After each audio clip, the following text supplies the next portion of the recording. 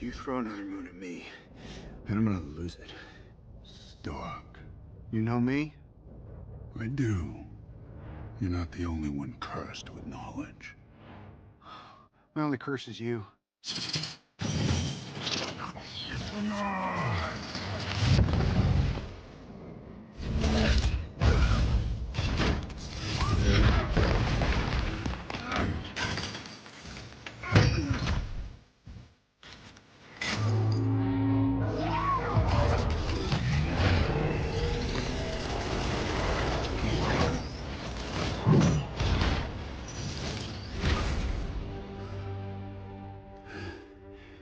All that for a drop of blood.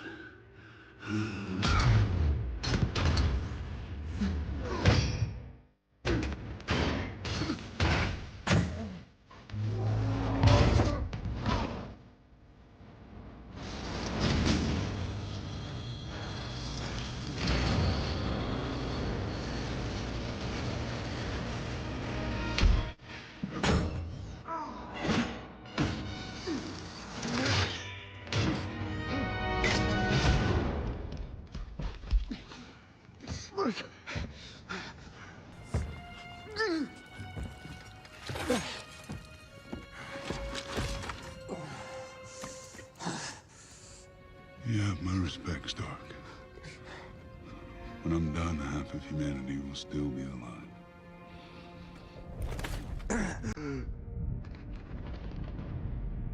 I hope they remember you.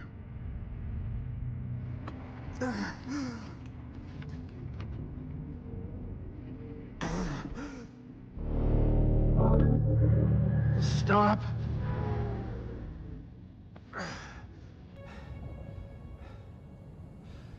Spare his life, and I will give you the stone.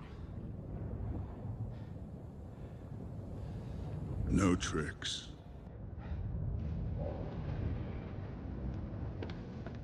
Don't.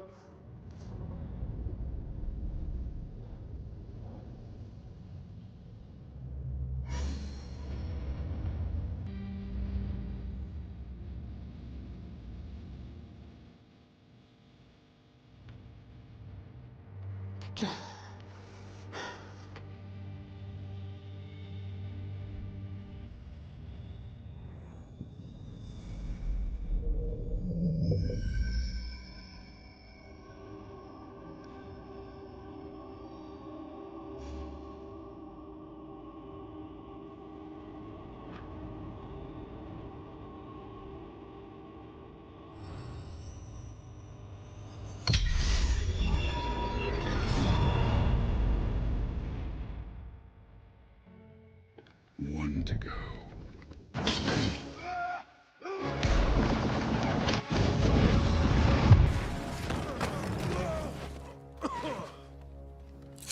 Where is he?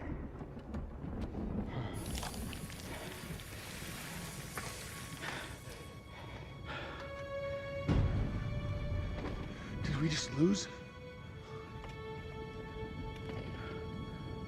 Why would you do that?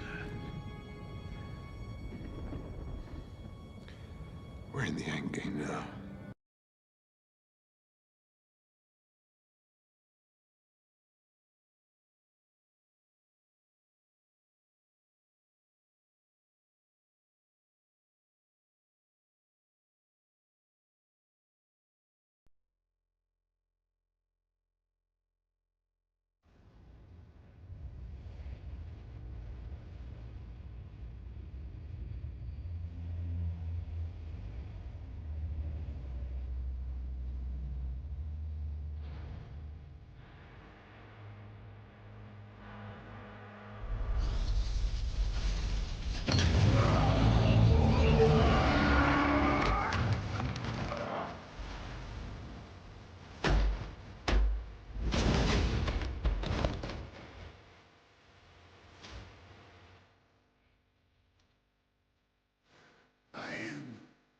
Inevitable.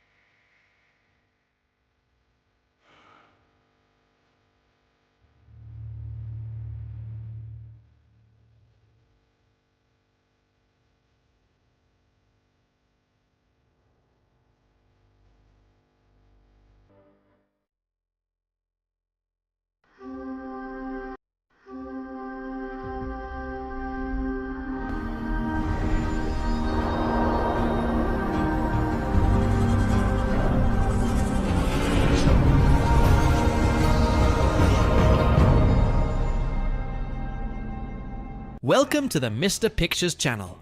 Today, I'm going to bring a story entering the MCU, where many interesting points will be brought up about an alternative version of Tony Stark with gold armor to fight an intergalactic threat.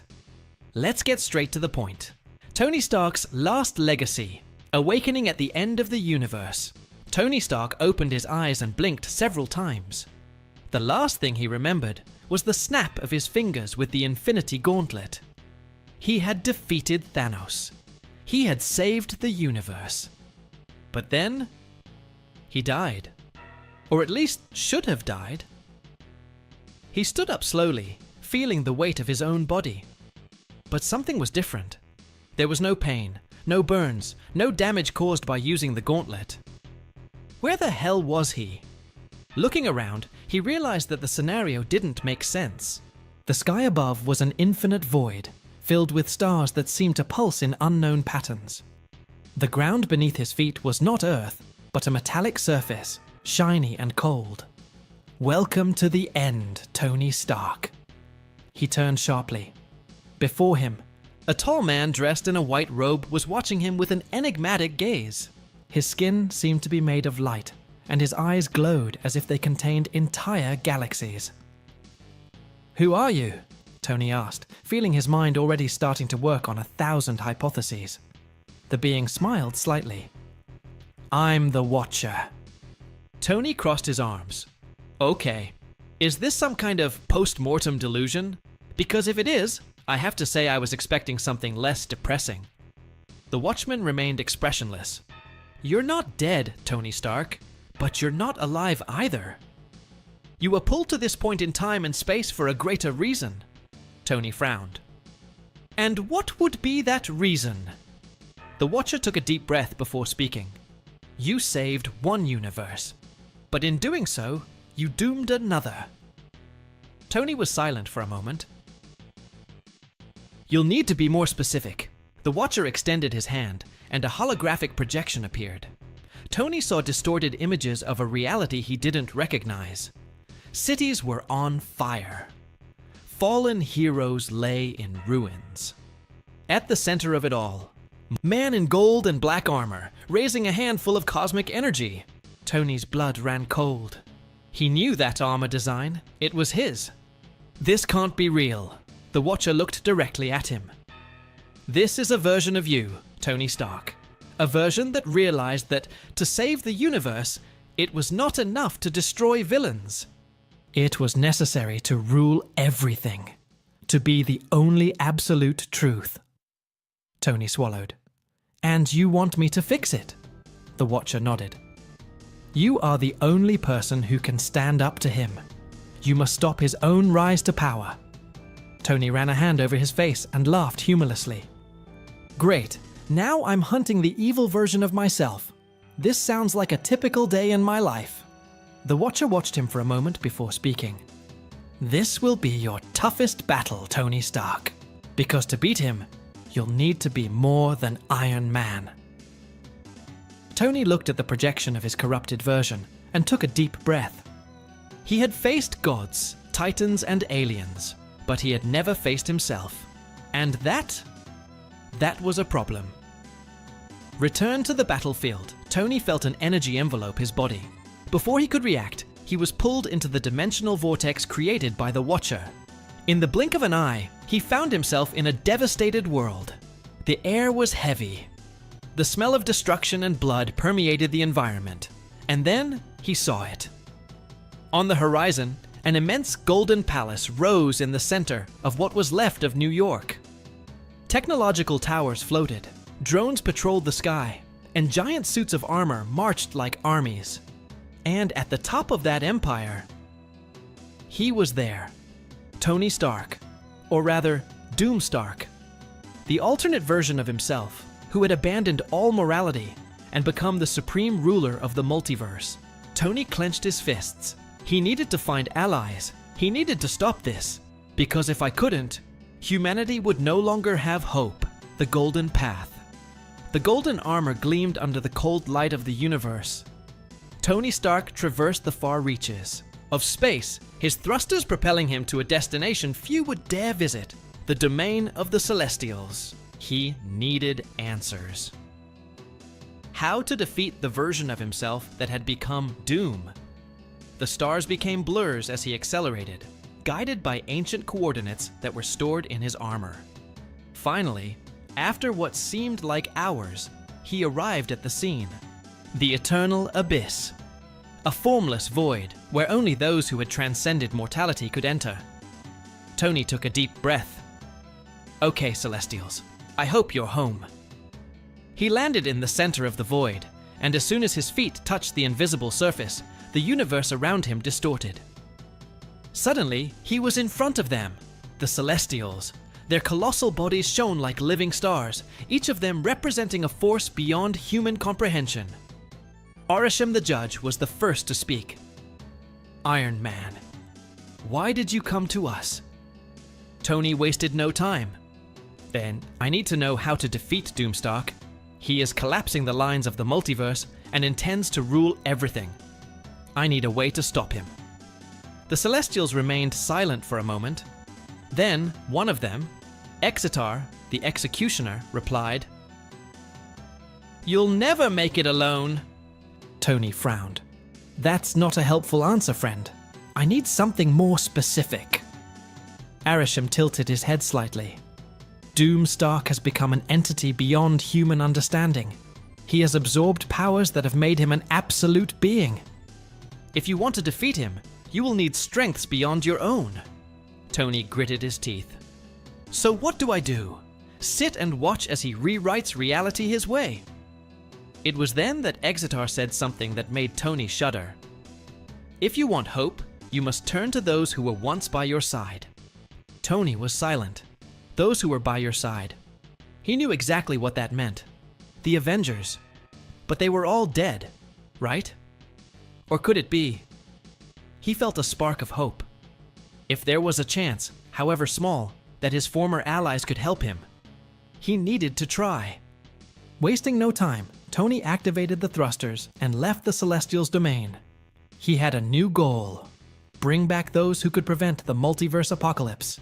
And if that meant defying the laws of time and death, so be it. Tony Stark was ready to rewrite history. The return of the Avengers. The Golden Armor's engines roared as Tony tore through the vastness of space, his mind racing with the impossible idea the Celestials had suggested. Reach out to those who were once by your side. But how? The Avengers were dead, scattered, or simply unable to face a being like Doomstark. He needed something more. And then, an idea emerged. If Doomstark had learned to manipulate time and space to shape the multiverse to his will, so could Tony Stark. His calculations were bold, bordering on insanity. But he had no choice. He would defy death itself. The first target, the God of Thunder Tony, adjusted the coordinates. Destination: Asgard. Or at least what was left of it. With a sonic boom, he tore through Earth's atmosphere and into space, heading towards the wreckage of Asgard floating in the cosmos. The rubble of the ancient home of the gods still glowed with the golden energy of the destroyed Bifrost. But Tony wasn't there for the wreckage.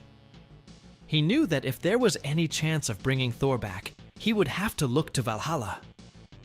The idea seemed absurd. Valhalla was not a place accessible to mere mortals, but Tony was not just any mortal. With his enhanced golden armor, he activated an experimental technology, Dimensional Tier. Let's see if I can force my way into the House of the Gods without getting kicked out. A portal began to open. A furious, golden vortex expanded before him, revealing a realm that no human should ever see. Valhalla. He took a step forward and fell. When he opened his eyes, he was standing on a golden field, under an eternal sky of battles. Ancient warriors, legendary figures. And there, in the center, raising his hammer in a toast with the fallen, was he, Thor. Tony approached. The God of Thunder turned around, eyes blazing like raging storms. "Stark! How the hell did you get here?" Tony smiled. "Long story, But in short, the universe is screwed, and we need your hammer once again. Thor stared at Tony for a moment. Then he threw his mug of mead aside and picked up Mjolnir. Then let's crush Doom. And a new Avenger had returned. The second target, the soldier and the King Thor and Tony now had a clear goal. They needed to find other allies. Next destination, Wakanda.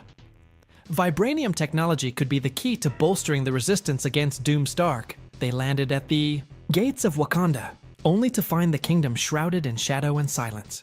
Tony felt a chill. That doesn't feel right. Thor swung Mjolnir, ready to fight. It was then that a figure emerged from the darkness. Black Panther. But it wasn't the same T'Challa that Tony knew. This Black Panther looked older, darker, and carried the look of someone who had already seen the end of the world. Bill Stark, you're back. Too late. Before Tony could ask, something moved behind T'Challa, a colossal shadow, a figure with a vibranium shield split in half. Tony's eyes widened. Steve! Captain America stepped forward, but something was wrong. His eyes were empty, his uniform torn, and when he spoke, his voice was just an echo of what it once was. Doom is already among us. Terror ran down Tony's spine. They weren't just late, Doom had already arrived first. Continues. Will Steve be corrupted by Doom? What will happen to Thor and Stark? Click the like button so you don't miss any videos. Until next time, bye.